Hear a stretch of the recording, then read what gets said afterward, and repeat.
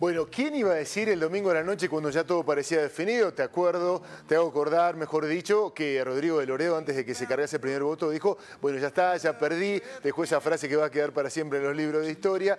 ¿Y quién se iba a imaginar que todavía lo más importante de la jornada estaba por venir? Por supuesto, no hay sorpresa, fue el discurso del gobernador electo de Córdoba, Martín Yarlora.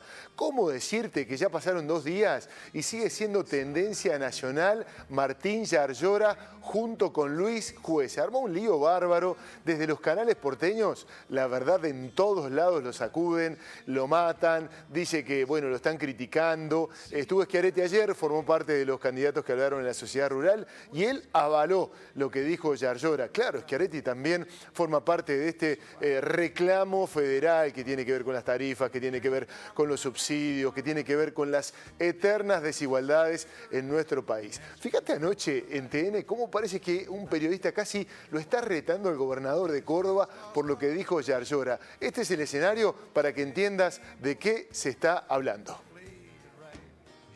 Que él se estaba refiriendo a el centralismo que hay en Argentina y la falta de federalismo. ¿Por qué? Porque los gobernantes miran el país desde el AMBA y el AMBA tiene servicios mucho más baratos que el resto del país. Por ejemplo, los subsidios del transporte, el 83% quedan acá en el AMBA y el transporte lo pagamos más caro en todo el interior del país. Por ejemplo, la energía eléctrica, aquí es más barato porque el Estado Nacional, o sea, todos los argentinos, los responsables de las empresas que prestan el servicio de energía en el AMBA, por eso es más barato acá y más caro en el resto del país. Lo mismo pasa con el agua y saneamiento. AIS es una empresa que funciona en el AMBA y la pagamos entre todos los argentinos y recibe subsidio. También la nafta es más barata acá en el AMBA que en el resto del país. Pero, a ver, la responsabilidad de quienes manejan el Estado Nacional, no de los habitantes de Ciudad de Buenos Aires. Porque los que manejan el Estado Nacional se paran y miran el país desde el AMBA y por eso el AMBA tiene condiciones más favorables que el resto del país. Pero no es ni por asomo responsabilidad del habitante de Ciudad de Buenos Aires esta situación. Es responsabilidad de quienes dirigen la Argentina. Y me parece que esto es una de las cosas que hay que cambiar en Argentina, una de las cosas que nosotros proponemos cambiar desde nuestro espacio político y por eso nos hemos candidateado como precandidato a presidente junto a Florencio Randazzo, ¿no? Y nos candidateamos expresando la producción y el empleo. Bueno, lástima no está la pregunta del periodista, pero era la clave. Él dice, pero déjeme que le diga, a mí no me gustó tanto que nos digan pituquitos de Recoleta a nosotros. Bueno, la verdad que no es tiempo de chauvinismo ni de orgullos locales. Estamos hablando de cuestiones esenciales en la Argentina. Claramente hay una necesidad de empezar a discutir estas cuestiones. Digo, a quienes le votaron a Rodrigo de Loredo el domingo pasado, quienes lo van a seguir votando, o de Juntos por el Cambio en Córdoba, seguramente no le ha gustado tanto lo que dijo Martín Yarlora.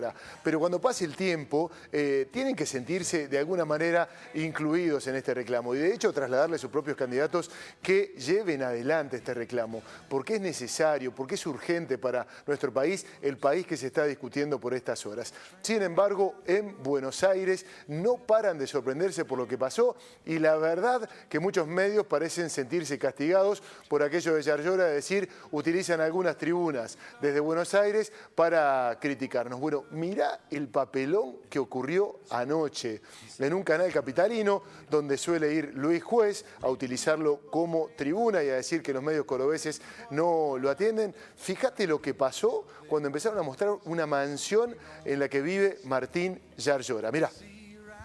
Esta casa que vas a ver, mirá, a ver, vista aérea, que estaba en venta. Qué linda, es en un country esto, ¿no? Sí, un barrio cerrado. San Francisco. Muy San Francisco linda. Fue intendente Yarlora de San Francisco. ¿Tiene que ver con esto? Lo que dicen en Córdoba, sí, atribuyen a que ahí vive el gobernador electo. El gobernador electo. Yo no sé porque en realidad él alquila, ¿no? Pero vos sabés que Yarlora tiene estas cosas de criticar a la Recoleta, pero yo lo he visto tomando café muchas veces. Yo lo veo bastante pituco. Es pintón, sí. No, a la casa. A la propiedad. Y yo lo veo pituco a él también, ¿viste? Bien, es alguien bien engamado. Mirá la casa en la que vive Martín Yarlora. Es un pituquito que toma café también acá.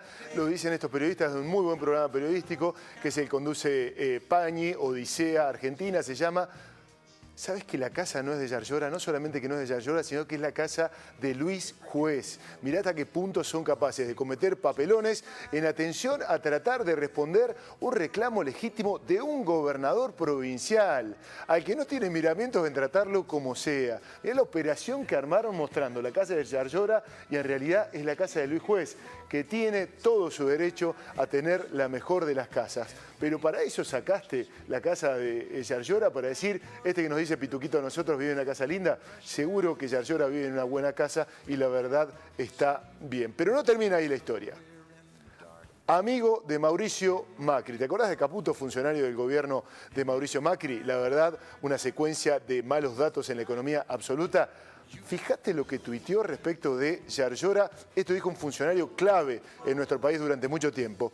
Lo que puso en sus redes, insospechado. Toto Caputo, Nicolás Caputo, yo no lo voy a leer textual, supongo que vos lo estás leyendo. La política está plagada de sonsos como este que llegan ahí y creen que tienen que gritar estupideces o agredir para hacerse escuchar o respetar. La verdad es que uno siente, y lo vuelvo a decir, no lo decimos de ninguna tribuna chauvinista de las provincias, no es por ahí la discusión, no tiene que ver con orgullos provinciales, pero digo, cómo nos bajan el precio desde allá y cómo buscan caminos para no discutir lo que realmente hay que discutir. Esa fue nuestra primera carta. Vamos por la segunda, tenemos que hablar, vamos a hablar de economía, lo que tiene que ver justamente con las definiciones a esta hora.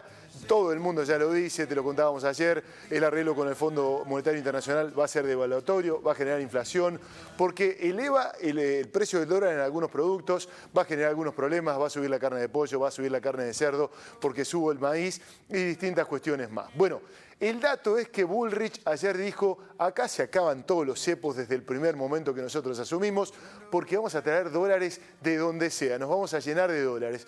¿Cómo? Bueno, di un poco de vuelta para decir de dónde los iban a sacar. Escuchá lo que decía. Estamos trabajando una protección con una cantidad importante de dólares, que no vamos a decir todavía cómo los vamos a conseguir, pero ya tenemos el armado de la ingeniería jurídica para que podamos, al salir del cepo, porque si nos quedamos en el cepo nos come las reservas. Entonces decimos, nos quedamos en el cepo para tener reservas, pero el cepo se come las reservas, es un Pac-Man. Entonces nosotros tenemos otra decisión, pero vamos a blindar con una cantidad de dólares que negociaremos de manera internacional. Estamos esperando el fin de las PASO para poder tener esa negociación, o el fin de las elecciones, y ahí vamos a trabajar para mostrarles un camino claro de cómo salir del cepo lo antes posible para no perdernos las oportunidades de inversión, las oportunidades de crecimiento que el país va a tener en todos los ámbitos. Nosotros creemos que si nosotros sacamos el cepo ahí está lo que rápido, dice Patricia Bullrich. La pregunta es de dónde van a sacar los dólares. No sé si a vos te hace ruido escuchar a un candidato a presidente que dice, no te puedo decir por ahora, esperarnos un tiempo y después te vamos a contar de dónde van a salir los dólares. Bueno, el misterio tiene una sola respuesta. Del Fondo Monetario Internacional, el plan de Patricia Bullrich es recurrir nuevamente para traer dinero, dólares, desde el Fondo Monetario Internacional. Bueno, en medio de esa puja y en medio de la situación que viven los argentinos, el presidente de la Nación, Alberto Fernández, está en La Pampa, en General Pico, hablando de las economías regionales, hablando del desarrollo, hablando de lo que tiene que ver la tecnología aplicada al agro, y tuvo una definición de esas que quedan en la historia, y que seguramente en algunos minutos nada más se va a transformar en meme.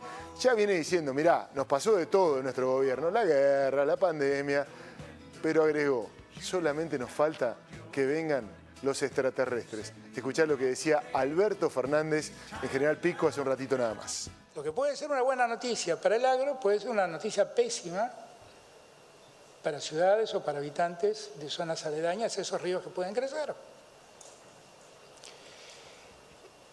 Yo reconozco que en mi gobierno me ha pasado de todo, solo falta que lleguen los marcianos, después ya me pasó de todo, pero tampoco esperaba. Yo dije, bueno, la sequía será la última. Bueno, parece ser que no. Parece que además tenemos el riesgo de que nos sobre agua ahora. Que ahora estemos atacados por el agua, ¿no? Conviví todo el gobierno con la bajante más grande del río Paraná. En ese contexto nos hicimos cargo de la hidrovía. Bueno, solamente falta que vengan los marcianos, dijo Alberto, que la verdad siente que fue víctima de las 7 plagas que arreciaron en nuestro país. Alberto, tenés tu cuota parte de responsabilidad, claramente es así. Venía hablando del río Paraná y de lo que tuvieron que hacer justamente con aquella sequía que lo marcó, bueno, y también marcaba una agenda comercial, por supuesto, en ese lugar. Y marcando también un dato, no lo dejemos pasar, hay expectativas de mucha lluvia y de posibles inundaciones en algunos lugares de nuestro país. Ya que estamos hablando de economía, de los alimentos, jugamos nuestra última carta del día, que tiene que ver con ¿qué? Señoras y señores, tiene que ver con la papa, porque justamente la papa te dicen, bueno, tiene que ver con la sequía y tiene que ver con inundaciones. Resulta que la papa fue el alimento que más creció durante el mes pasado, 25% de aumento de la papa. Si vas a comprar a la verdulería, ya con los 2 kilos de papas tenés los 1.000 pesos que antes iba a la verdulería. ¿Por qué? Porque en algún lugar llovió mucho, que es la cuenca básicamente de Tandil, allí sabés que hay muchos emprendimientos, y en otra parte llovió poco, que es lo que tiene que ver con la zona de Villa Dolores. Por eso aumentó un 25% la papa y puede haber faltantes. El segundo dato tiene que ver con los alquileres, ya se negocian para agosto, con un piso que es el más alto de la historia, 120% de aumento de los alquileres. Es todo un tema, ahí sí nos jugamos la última carta, ahora que vengan los marcianos.